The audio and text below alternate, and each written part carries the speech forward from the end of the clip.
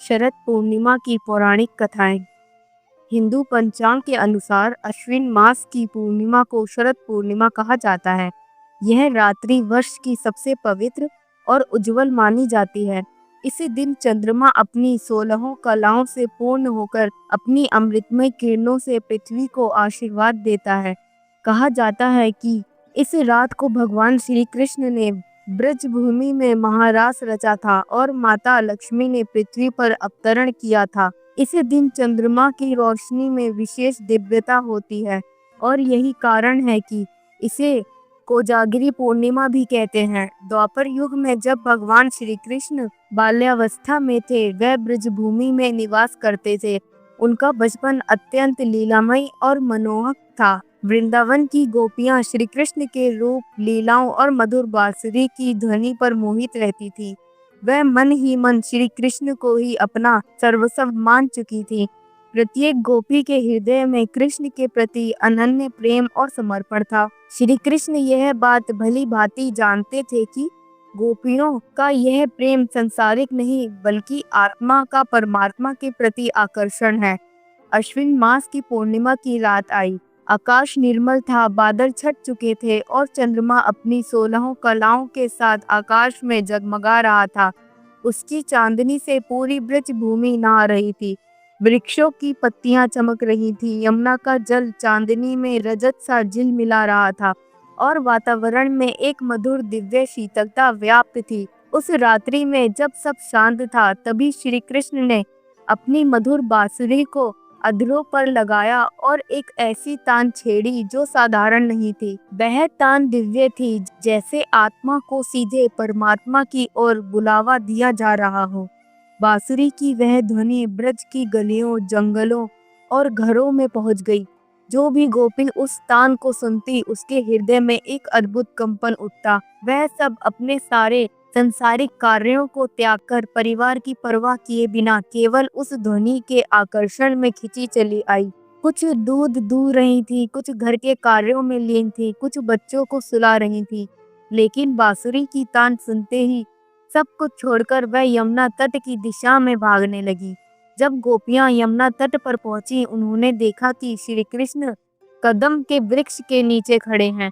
उनके चारों ओर चंद्रमा की उजली किरणें बिखरी हुई थी। उस दृश्य को देखकर हर गोपी का हृदय आनंद से भर उठा। श्री कृष्ण ने हंसते हुए उनसे कहा, हे ब्रज की सखियों, तुम सब इस समय यहाँ क्यों आई हो? रात्रि का यह समय वन में घूमने के लिए उचित नहीं है। तुम्हारे परिवार तुम्हारा इंतजार कर रहा होगा। गोपियां विनम्रता से बोली, हे नंद नंदन, हम आपके बिना कुछ नहीं चाहती। हम अपने घर परिवार सब कुछ त्याग कर आपके चरणों में समर्पित होने आई हैं। हमारे लिए आप ही भगवान हैं, आप ही जीवन का सार हैं। हमारी आत्मा आपके चरणों में शांति पाती है। श्री कृष्ण मुस्कुराए, क्योंकि यही वह समय था जिसका वह इंतजार कर रहे थे। उन्होंने गोपियों के शुद्ध प्रेम को स्वीकार किया और उन्हें अपने दिव्य खेल में सम्मिलित होने का आशीर्वाद दिया। फिर उस रात्रि में यमुना के तट पर कदम्ब के पेड़ की छांव में चांदनी की उजली रोशनी में श्री कृष्ण ने गोपियों के साथ महारास रचा। यह रासलीला कोई साधारण नृत्य नहीं थी, यह आत्मा और परमात्मा के दिव्य मिलन का प्रतीक थी। भगवान ने अपनी योग माया से स्वयं को प्रत्येक गोपी के साथ प्रकट कर दिया। हर गोपी को ऐसा लगता कि श्री कृष्ण केवल उसी के साथ नृत्य कर रहे हैं। उनकी आंखों में प्रेम का सागर उमड़ पड़ा, उनके हृदय में भक्ति की ज्योति जल उठी। देवताओं ने स्वर्ग से पुष्प वर्षा की। चंद्रमा अपनी शीतल अमृतमय किरणों से इस रात्रि को और भी पवित्र बना रहे थे। पूरा वातावरण प्रेम, भक्ति और दिव्यता से भर गया। शरद पूर्णिमा की वह रात्रि अनंत आनंद की रात्रि थी। उस रात भगवान श्री कृष्ण ने संसार को भी यह दिव्य संदेश दिया कि सच्चा प्रेम किसी देह या रूप का नहीं होता, वह आत्मा का परमात्मा में समर्पण होता है। रास लीला के बाद सभी गोपियां अपने अपने घर लौट आईं, लेकिन उनके हृदय में वह दिव्य रात्रि सदैव के लिए बस गई। अब आती है चंद्रदेव की कथा, जो शरद पूर्णिमा से गहराई से जुड़ी है। प्राचीन शास्त्रों में वर्णन मिलता है कि शरद पूर्णिमा की रात में चंद्रमा की किरणों में अमृत होता है। इसका कारण समुद्र मंथन की वह अद्भुत घटना है जिसने पूरे ब्रह्मांड को चकित कर दिया था। सृष्टि के आरंभ में जब देवताओं और असुरों के बीच समुद्र मंथन हुआ, तब अमृत प्राप्त करने के लिए सभी ने क्षीर सागर का मंथन किया। उस मंथन से अनेक अद्भुत रत्न और वस्तुएं प्रकट हुई। लक्ष्मी जी, उच्चैश्वा अश्व, ऐरावत हाथी, वृषभी और अंत में अमृत कलश। इसी समुद्र मंथन से चंद्रमा भी प्रकट हुए। वह उज्जवल, शीतल और दिव्य रूप में निकले। देवताओं ने उन्हें आकाश में स्थापित किया ताकि वह अपनी शीतल किरणों से समस्त प्राणियों को शांति और ऊर्जा प्रदान करें। चंद्रदेव को जब 16 कलाओं का वरदान मिला, तब उन्होंने वचन दिया कि वर्ष में एक बार वह अपनी पूर्ण 16 कलाओं के साथ प्रकट होंगे और अपनी किरणों में देवताओं के अमृत को भरकर पृथ्वी पर बरसाएंगे। वही दिन था अश्विन मास की पूर्णिमा, जिसे आज शरद पूर्णिमा कहा जाता है। कहा जाता है कि इस रात को आकाश निर्मल होता है, वातावरण शुद्ध और ठंडा होता है। चंद्रमा की किरणें सीधे धरती पर उतरती हैं। इन किरणों में औषधियां, गुण और दिव्य ऊर्जा होती है। इसलिए इस रात में लोग दूध या खीर बनाकर खुले आकाश में रखते हैं ताकि चंद्र किरणों का अमृत उसमें समा जाए। एक पुरानी कथा के अनुसार एक समय देवताओं ने चंद्रदेव से कहा, हे चंद्रदेव, आप तो देवों के प्रिय हैं।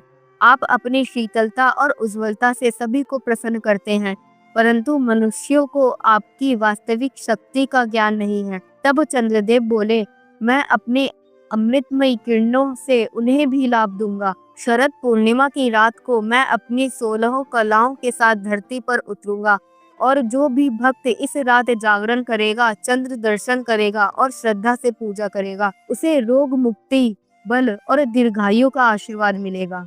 चंद्रदेव के इस वरदान से ही शरद पूर्णिमा की रात्रि का विशेष महत्व स्थापित हुआ। इस रात को रखी गई खीर या दूध अमृत के समान माना जाता है, क्योंकि चंद्र किरणों का दिव्य प्रभाव उसमें समा जाता है।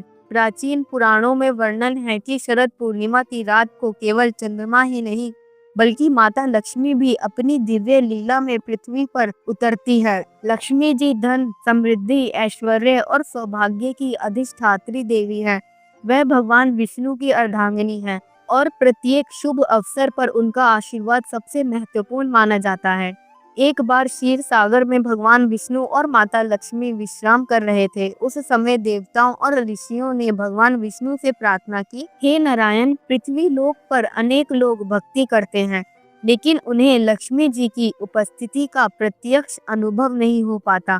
यदि माता लक्ष्मी स्वयं वहां जाकर देखें कि कौन भक्त सच्चे भाव से उनका स्वागत करता है, तो उनके लिए बहुत बड़ा वरदान होगा। भगवान विष्णु मुस्कुराए और माता लक्ष्मी की ओर देखा। माता लक्ष्मी ने कहा, प्रभु, मुझे भी ये इच्छा है कि मैं पृथ्वी पर जाकर स्वयं देखूं कि कौन सा गृहस्थ मेरा सच्चे भाव से स्वागत करता है। मैं शरद पूर्णिमा की इस पूर्ण चंद्र रात्रि में पृथ्वी पर भ्रमण करूंगी। भगवान विष्णु ने कहा, जाओ देवी, जो परिवार स्वच्छता, पवित्रता और भक्ति से युक्त होंगे, जो तुम्हारा सच्चे मन से स्वागत करेंगे, वहां तुम स्थायी रूप से निवास करना। रात्रि का समय हुआ, आकाश निर्मल था, चंद्रमा की उजली किरणें चारों ओर फैल रही थी। माता लक्ष्मी ने अपने वाहन पर बैठकर दिव्य लोक से पृथ्वी की ओर प्रस्थान किया। उनके साथ दिव्य अप्सराएं, यक्ष, किन्नर और देवगण थे। माता का रूप अद्भुत था। उन्होंने उज्जवल वस्त्र धारण किए थे, हाथों में कमल और स्वर्ण कलश था और उनके चारों ओर प्रकाश का तेज मंडल था। माता पृथ्वी पर उतरी और घर घर भ्रमण करने लगी। सबसे पहले वह एक ऐसी गृह में गई जहां गंदगी फैली हुई थी, दीप नहीं जले थे और लोग उत्सव की भावना से दूर थे।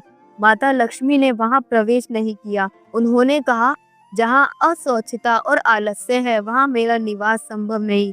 फिर वह दूसरे घर गई जहां बाहर दीप तो जले थे, लेकिन अंदर लोग झगड़ों और क्रोध में लिप्त थे। माता ने वहां भी प्रवेश नहीं किया। उन्होंने कहा, जहां अशांति और कलह है, वहां मैं नहीं ठहर सकती।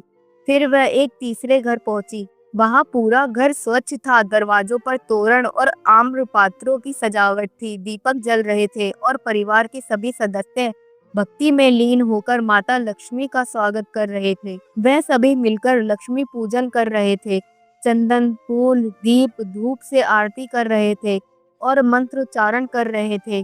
ओम श्रीं ह्रीं क्लीं महालक्ष्मी नमः। माता लक्ष्मी उस घर में प्रवेश कर गई। उन्होंने कहा, जहाँ स्वच्छता है, जहाँ प्रेम और एकता है, जहाँ श्रद्धा और भक्ति है, वहाँ मैं स्थायी रूप से निवास करती हूँ। उन्होंने परिवार को अखंड धन, ऐश्वर्य और सौभाग्य का वरदान दिया। इस प्रकार माता लक्ष्मी ने पूरी पृथ्वी का भ्रमण किया। उन्होंने देखा कि केवल वही परिवार सच्चे अर्थों में उनके स्वागत के अधिकारी हैं, जो स्वच्छता और श्रद्धा से युक्त हैं। तभी से यह परंपरा चली आ रही है कि शरद पूर्णिमा की रात को लोग घर की विशेष सफाई करते हैं, दीपक जलाते हैं, लक्ष्मी जी की पूजा करते हैं और रात्रि में जागरण करते हैं। कहा जाता है कि इस रात जो भी लक्ष्मी जी की आराधना करता है, उसके घर में दारिद्रता दूर होती है, धन धान्य की वृद्धि होती है और परिवार में सुख शांति का वास होता है। माना जाता है कि चंद्रदेव के दर्शन और पूजा से रोगों का नाश होता है, बल और तेज की वृद्धि होती है।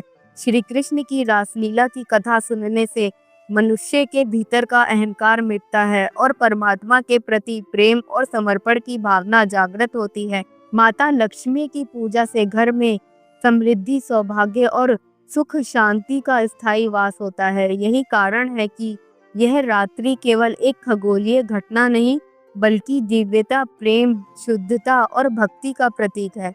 यह कथा भगवत पुराण, ब्रह्म वैवर्त पुराण और लक्ष्मी पुराण में वर्णित घटनाओं पर आधारित है। जो भी भक्त इस दिन शुद्ध मन, भक्ति और श्रद्धा से उपवास, पूजन और जागरण करता है, उसे सुख, समृद्धि, स्वास्थ्य और मोक्ष तीनों की प्राप्ति होती है। तो दोस्तों, अगर आपको यह कथा अच्छी लगी हो तो इस वीडियो को लाइक करें, शेयर करें और हमारे चैनल भक्ति धारा कहानियाँ को सब्सक्राइब करना ना भूलें।